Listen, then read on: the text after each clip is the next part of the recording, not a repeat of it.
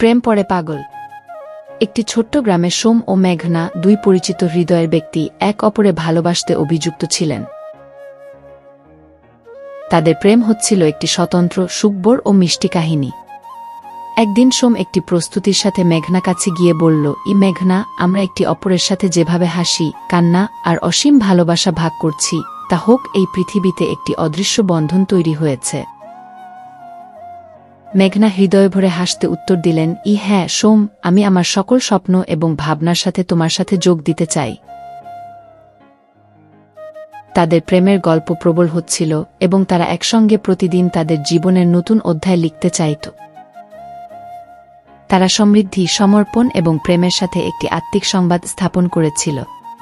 এটি হচ্ছে একটি ছোট্ট এবং মিষ্টি প্রেমের গল্প, যেটি প্রতিটি দিন একে অপরকে ভালোবাসার আনন্দ দিতে উৎসাহিত করে।